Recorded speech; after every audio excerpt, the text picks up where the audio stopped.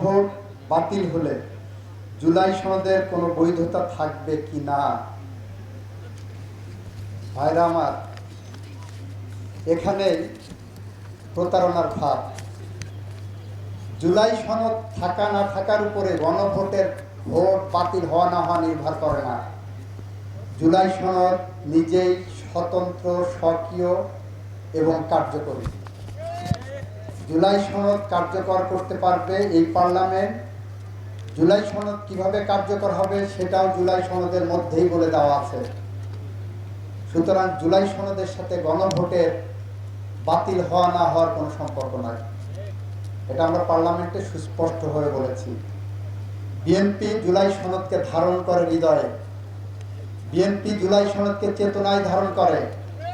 BNP বিশ্বাস করে জুলাই সনদ এদেশের জুলাই আগস্টে 2024-এর জুলাই আগস্টে ছাত্র জনতা রক্তের আখরে লিখিত। বিএনপি বিশ্বাস করে জুলাই সনদ এদেশের আপামর জনসাধারণের মুক্তির একটি সনদ। বিএনপি বিশ্বাস করে জুলাই সনদ বিএনপি বাস্তবায়ন করতে অঙ্গীকারবদ্ধ। আর এই জুলাই সনদই বলছে আমাকে বাস্তবায়ন করো সংবিধান সংশোধনের মধ্য দিয়ে।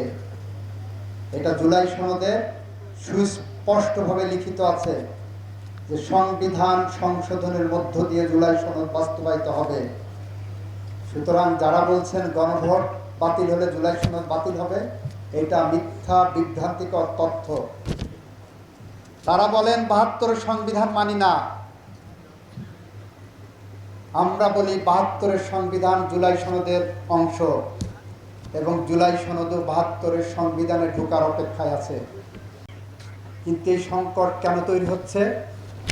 এই সংকটটা তৈরি হচ্ছে এক শ্রেণীর মানুষ অস্থিতিশীল পরিবেশ তৈরি করার জন্য মোটরসাইকেল নিয়ে এসে, গাড়ি নিয়ে এসে একই তেল একই দিনে ২-৩ বার তারা লাইন দিয়ে তেল নিয়ে যে বাসায় রেখে বোতলে ভর্তি করে, ড্রামে ভর্তি করে রেখে আবার তেল নিতে আসছেন। আমরা এতদিন সফট লাইনে ছিলাম।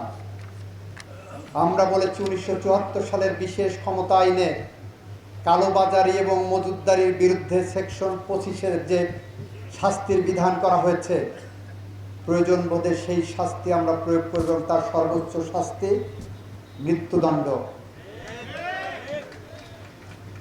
আমরা সেই কারণে প্রশাসনকে বলছি আপনারা কঠোর হন।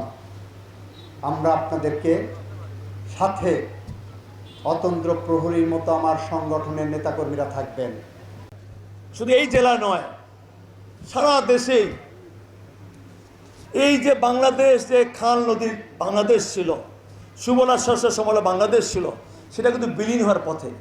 কাজেই আমাদের মাননীয় প্রধানমন্ত্রী তারেক রহমান বলেছেন, যে ব্যক্তি যত শক্তি হোক না কেন, যত রকম দলীয় দলীয় শক্তি প্রয়োগ থাক না কেন, আমরা এই খাল খনন, জলাশয় পুনরুদ্ধার এবং খননের ক্ষেত্রে আমরা এখানে জিরো টলারেন্স বজায় রাখবই। এই ক্ষেত্রে আমরা কোনো আপোষ করব না। শুধু আমাদের এখানকার জনগণের আমরা সহযোগিতা চাই। বাংলাদেশের আইনজীবী অঙ্গনে আমি আশা করব যে সে শরীরকুমার ছেলে বা ৮ নম্বরের ছেলে, আমাদের উন্নত চিকিৎসা পেতে হলে